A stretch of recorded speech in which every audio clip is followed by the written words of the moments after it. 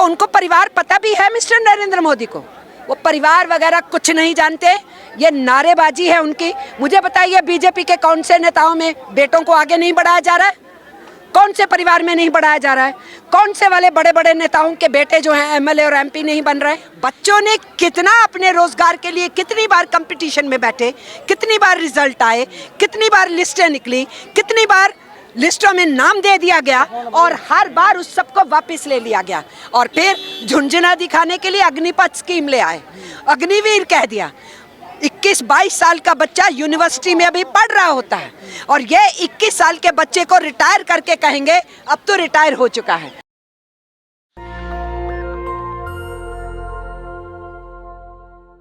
प्रधानमंत्री का लाल किले से कहना कि मैं अगली बार भी भाषण देने आऊँगा, वो बताता है कि उनके नीचे से ज़मीन खिसकी हुई है। नंबर 2, वो डेमोक्रेसी का ऑनर नहीं करते, लोगों की वोट की उनको परवाह नहीं है। उन्होंने खुद तय कर लिया है कि मैं ज़बरदस्ती आऊँगा।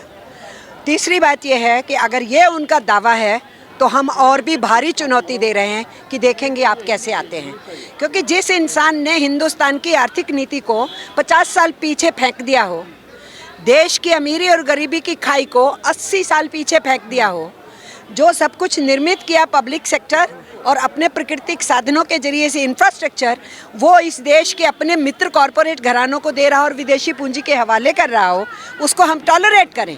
और जो महंगाई पे, बेकारी पे, सारी चीज़ों के ऊपर कोई जवाब ना दे पा रहा हो, तो वो देश को नफरत में घोल दे। मणिपुर के अंदर बच्चियों के साथ ज्यादती हो तो मुंह नहीं खोले। 70 साल का जो कचरा है उसको साफ किया जा रहा है, ये नरेंद्र मोदी का दावा है। हमारा कहना यह है कि जो कुछ निर्मित किया है नरेंद्र मोदी, उसको बर्बाद करके उसको कचरा कर रहे हैं। हमारा ये कहना है, कहने दीजिए मिस्टर नरेंद्र मोदी को कि वो कचरा साफ कर रहे हैं, क्योंकि उनकी नज़र में हमारा पब्लिक सेक्टर कचरा है, उनकी नज़र में हमारे प्राकृतिक साधन कचरा हैं, उनकी नज़र में हमारा मजदूर किसान जो भी निर्मित करता है, बनाता है, पैदा करता है, वो सब कचरा है।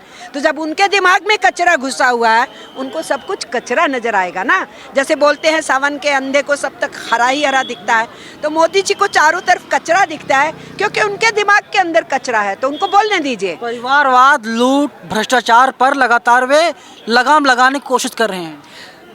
परिवार का अर्थ भी समझते हैं वो? मिस्टर मोदी परिवार का अर्थ समझते हैं क्या?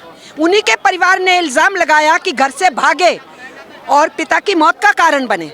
उन्हीं की पत्नी है कि मुझे ऑनर नहीं दिया जा रहा, आदर नहीं दिया जा रहा। उनकी सास मरी, नरेंद्र मोदी की माँ मरी।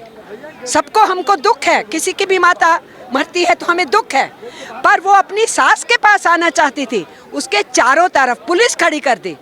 तो उनको परिवार पता भी है मिस्टर नरेंद्र मोदी को? वो परिवार वगैरह कुछ नहीं जानते, ये नारेबाजी है उनकी। मुझे बताइए बीजेपी के कौन से नेताओं में बेटों को आगे नहीं बढ़ाया जा रहा है? कौन से परिवार में नहीं बढ़ाया जा रहा है? कौन से वाले बड़े बड़े नेताओं के बेटे जो हैं एमएलए और एमपी नहीं बन रहे? ये अब नारा खोखला हो चुका है, पुराना हो चुका है। मिस्टर नरेंद्र मोदी को नया नारा ढूंढना पड़ेगा। चाहते हैं कि अमित शाह का बेटा जो चपरासी का फॉर्म भरे, एसएससी का फॉर्म भरे। हम चाहते हैं कि इस देश का हर नागरिक का बच्चा अच्छे से अच्छा सपना देखे, तो अमित शाह का बेटा भी सपना देखे ना, फिर उसको पूरा करने के लिए आगे बढ़े। अपने पिता की वजह से बीसीसीआई का चेयरमैन कैसे बन गया वो? इसलिए जो अपॉर्चुनिटी है, वो मौका है। 14 के पहले सपना देखा था जय शाह ने। ये तो हम नहीं जानते, वो जयंत शाह बताएगा कि उसने सपना देखा था कि नहीं देखा था, ये मैं नहीं जानती हूँ। पर सपना देखना हर एक का अधिकार है।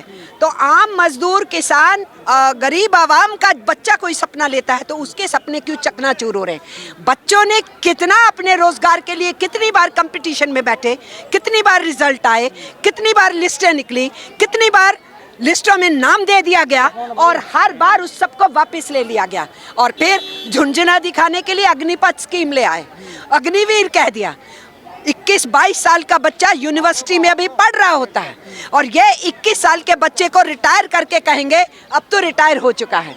तो जब अभी ज़िंदगी के सपनों को पूरा करने के लिए नौजवान कुछ बनने की तैयारी कर रहा होता है, नरेंद्र मोदी के राज में उसको कहा जा रहा है अब तू बूढ़ा हो गया, बुजुर्ग हो गया, तेरे को मैंने रिटायर कर दिया। इसलिए नरेंद्र मोदी आग से खेल रहे हैं। हिंदुस्तान की 70% आबादी 35 साल से नीचे की है। ये युवा भारत है, उन्होंने युवा भारत को ललकारा है, इसका सबक उनको 2024 में मिलेगा और मजदूर किसान उन नौजवानों के साथ खड़े हैं। मोदी के नेतृत्व में चंद्रयान 3 पहुंच गया चंद्रमा पे, लैंड कर गया वहां पे। मोदी के नेतृत्व में नहीं गया, हमारे वैज्ञानिकों के नेतृत्व में, उनकी मेहनत, उनकी वैज्ञानिकों की मेहनत, इंजीनियर्स की मेहनत। 1962 में स्थापित हुआ इसरो, जिसका नया नाम इसरो 65 में रखा गया, और जो उस समय साराभाई थे साइंटिस्ट हमारे, उनके नेतृत्व में उसके बाद बहुत सारे साइंटिस्टों ने उस 61 बरस पुरानी उस संस्था का यह नतीजा हमको दिया है। वो किसी एक व्यक्ति का नहीं है। पंडित नेहरू के टाइम पे इसरो की स्थापना हुई थी और 1969 के अंदर पहला जो है उसका कदम उठाया गया था और उसके बाद कई काम किए गए थे। तो ये पॉलिटिकल लीडरशिप, कई आएंगी कई जाएंगी, लेकिन जो काम करते हैं उनके काम को नगण्य कहना और कहना कि मैं ये कर रहा हूँ, इससे छोटा काम और इस किस्म की घटिया सोच और किसकी हो सकती है। आपको अच्छा नहीं लगता जब ऑस्ट्रेलिया का पीएम मोदी को बॉस बोलता है?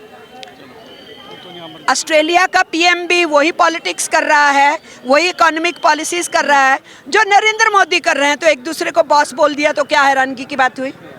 हिंदुस्तान के नेताओं के बड़े दूसरे देशों के नेता पैर छुआ करते थे, उन्होंने तो उसको एडवर्टाइज नहीं किया, इनके किसी ने पैर छू दिए, उसको एडवर्टाइज करने लगे। पपुआ गिनी के पीएम ने मोदी के पैर छुए थे, मालूम है मुझे। पपुआ गिनी छोटा सा, इससे भी बड़े बड़े देशों के प्रधानमंत्रियों ने हमारे देश के प्रधानमंत्रियों के पैर छुए, तो किसी ने उसके ऊपर कोई लंबी चौड़ी माइलेज लेने की कोशिश नहीं की।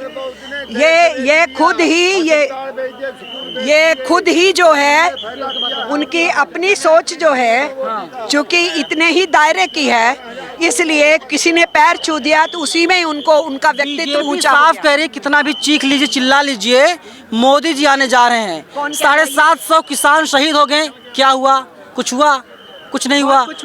टेनी अभी भी खुलेआम जो है कि मंत्रिमंडल में शामिल है। आज हमारे मांग पत्र में है कि टेनी को बर्खास्त किया जाए और उसके ऊपर केस चलाया जाए। आप चिल्ला रहे हैं आप लोग, चाल क्या और चिल्लाएंगे? ये कहना कि कुछ नहीं हुआ, किसानों के उसी आंदोलन के चलते हुए नरेंद्र मोदी को तीनों कानून वापस लेने पड़े, उसी के चलते ना, क्योंकि यूपी का इलेक्शन था। तो ये मत कहो कि किसानों के आंदोलन का क्या हुआ, नहीं हुआ ना, इसलिए तो मोदी को जाना है। अगर मोदी हर प्रॉमिस को तोड़ता है तो मोदी को जाना है, बात बहुत सही है। नेशनल दस्तक की आपसे गुजारिश है कि अगर इसको बचाना चाहते हैं तो नेशनल दस्तक को सब्सक्राइब करने के लिए रेड कलर के सब्सक्राइब बटन को दबाएं, फिर बेल आइकन की घंटी दबाएं। नेशनल दस्तक को बचाने के लिए बहुत जरूरी है कि हर खबर को शेयर करें, लाइक करें, कमेंट जरूर करें।